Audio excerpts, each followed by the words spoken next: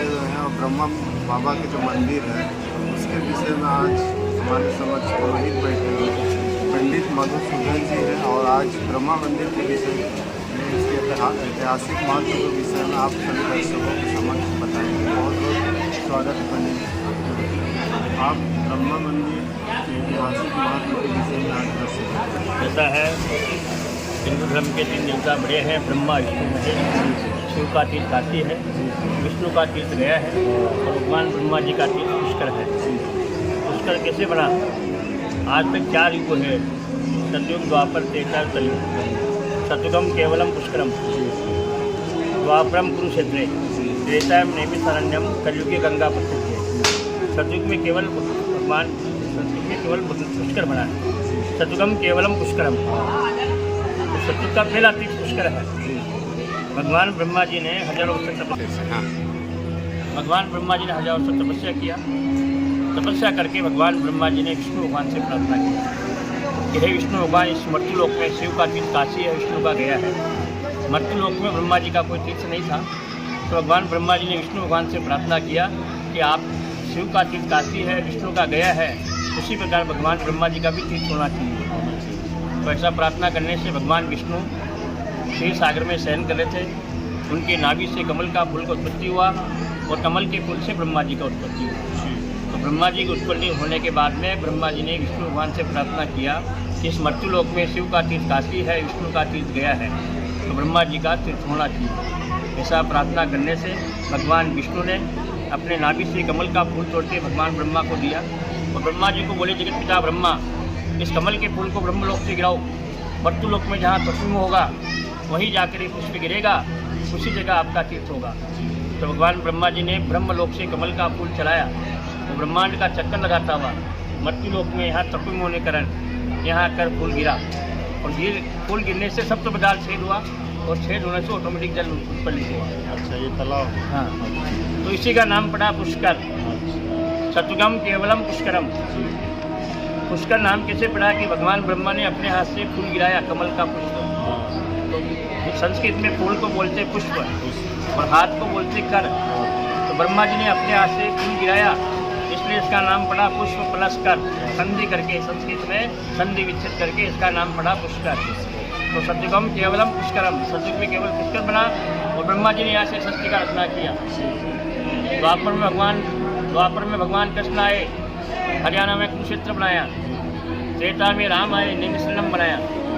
और कलयुग में गंगा आई, भागीरथी जी ने तपस्या किया और तपस्या करके गंगा को आकाश से धरती पे लेके आए।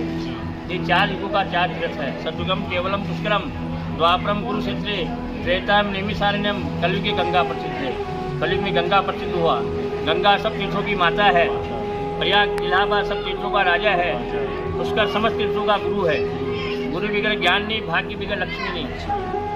पुष्कर भगवान ब्रह्मा जी ने हजारों वर्ष तपस्या किया। तपस्या करके भगवान ब्रह्मा जी ने यहाँ से षष्ठी की रचना किया। तो षष्ठी की रचना करने से पहले भगवान ब्रह्मा जी ने यहाँ यज्ञ का आयोजन किया। अपन भी कोई शुभ कार्य करते हैं तो हवन पूजन करते हैं, उसके बाद कार्य करते हैं। तो भगवान ब्रह्मा जी ने जब षष्ठी का रचना करने का काम हाथ में लिया तो उन्होंने सबसे पहले यज्ञ का आयोजन किया। सतयुग में यज्ञ का मुहूर्त निकला कार्तिक महीने में। 12 महीने में सबसे बड़ा महीना होता है कार्तिक मास। कार्तिक मास में एकादशी पूर्णिमा 5 दिन का ब्रह्मा का यज्ञ का मुहूर्त निकला। ब्रह्मा ने सब देवताओं को निमंत्रण दिया, 33 कोटि देवता, सप्तऋषि ब्राह्मणों को, सबको। तो सब हिंदुओं के सभी 33 कोटि देवता, सप्तऋषि ब्राह्मण सभी लोग यज्ञ में आ गए। यज्ञ जब करते हैं तो यज्ञ में पत्नी बैठती है तो यज्ञ होता है, अकेला आदमी यज्ञ नहीं कर सकता है। तो ब्रह्मा जी की जो पत्नी है सावित्री, ब्रह्मा जी की 2 पत्नी है, पहली पत्नी सावित्री और दूसरी पत्नी गायत्री। तो दूसरा पत्नी कैसे हुआ कि भगवान ब्रह्मा जी ने जब यज्ञ का आयोजन किया, सब देवताओं को निमंत्रण दिया। देवताओं को निमंत्रण देने के बाद में यज्ञ के जो पुरोहित होते हैं उन्होंने ब्रह्मा जी को बोला कि आपकी पत्नी अभी आई नहीं है, उनको बुलाने से यज्ञ प्रारंभ होगा। तो सतयुग में मुहूर्त एक ही बार निकलते थे, अभी सुबह शाम दोपहर को 3 टाइम निकलता है। तो ब्रह्मा जी का जो यज्ञ का मुहूर्त था, कार्तिक शुक्ल पक्ष एकादशी पूर्णिमा 5 रोज का यज्ञ का समय था। तो ब्रह्मा जी ने अपनी पत्नी को बुलाने के लिए अपने पुत्रों को भेजा। ब्रह्मा जी के 5 पुत्र हैं, सनक, सनकादिक, सनक नंदन, सनत कुमार और ब्रह्मा जी के मानस पुत्र नारद जी। भगवान ब्रह्मा जी ने नारद जी को बोला कि आप जाओ और माँ सावित्री को यज्ञ के लिए आप बुला के लाओ, क्योंकि सब देवता लोग आ गए हैं और यज्ञ का समय हो गया है, उनके आने से यज्ञ प्रारंभ होगा। तो नारद जी गए बुलाने के लिए माँ को, बोले माँ सावित्री, जगत पिता ब्रह्मा जी यहाँ सृष्टि की रचना के लिए यज्ञ कर रहे हैं, आपके आने से यज्ञ चालू होगा और आप नहीं आएगी तो यज्ञ प्रारंभ नहीं होगा। ऐसा कहने से सावित्री चलने के लिए तैयार हो गई। आधे रास्ते में आने के बाद में नारद जी ने, देव ऋषि नारद जी, उनका काम था नारद झगड़ा कराने का। तो देव ऋषि नारद जी ने सोचा कि अगर अपन संसार में सब में झगड़ा कराया, सब देवताओं को लड़ाया, और अगर अपन माता पिता को नहीं झगड़ा कराएंगे, उनको नहीं लड़ाएंगे, तो अपने को देव ऋषि नारद जी कोई नहीं बोलेगा। तो जब आधे रास्ते में सावित्री आ गई तो नारद जी ने माँ को बुलाया, माँ सावित्री, आपको मैंने यज्ञ के लिए निमंत्रण दिया, आप चलने के लिए तैयार हो गई, लेकिन आप जो आए हैं अकेले आने से शोभा नहीं देगा, क्योंकि आप मेरे साथ अकेली चल रही हो। तो आप जगत पिता ब्रह्मा की पत्नी हो, तो आपका अकेला जाना शोभा नहीं देगा।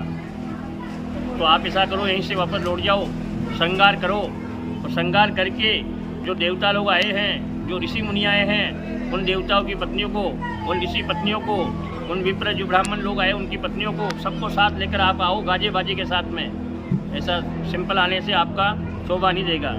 तो वो वापस लौट गई। श्रृंगार करने में देर हो गया, वैसे भी देर लगता है महिला को, तो श्रृंगार करने में, सब देवताओं की पत्नी को इकट्ठा करने में देर हो गया।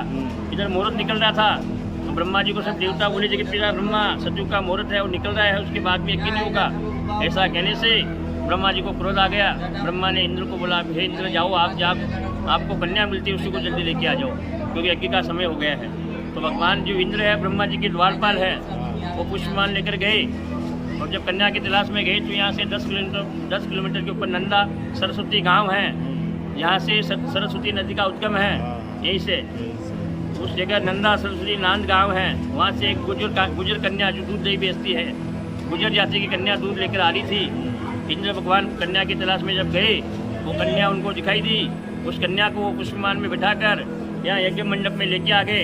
यज्ञ मंडप में लाने के बाद में सब देवता लोग बोले, जगत पिता ब्रह्मा, आप ब्राह्मण हैं और ये गुजर जाति की, अन्य जाति का कन्या है, ये कैसे यज्ञ होगा। तो उस कन्या को मंत्र से बनाया दरबा गाय, दर्भ जिसको बोलते हैं घास, कोई दुर्वा बोलते हैं, कोई घास बोलते हैं, कोई दर्भ बोलते हैं। उसको मंत्रों से घास बनाया और कन्या को घास बनाकर देवताओं की गाय, कामधेनु गाय, उसके मुख से देकर के उसको 3 बार उसको शुद्ध किया। तो उसका नाम पड़ा गायत्री, गाय नाम गाय का, और उसको शुद्ध करने से उसका नाम हुआ वेद माता गायत्री, जिसका जन्मस्थान यहाँ से है। बाद में ब्रह्मा जी ने गायत्री को पत्नी बनाया। उनकी का पूजा अर्चना, जो अपने पितरों का ऋण होता है, पितृ ऋण उरण करने के लिए पितरों का तर्पण, पितरों का पिंडदान करते हैं।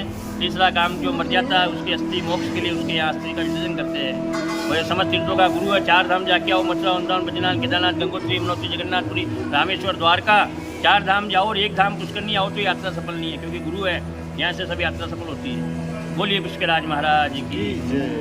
बहुत बहुत धन्यवाद।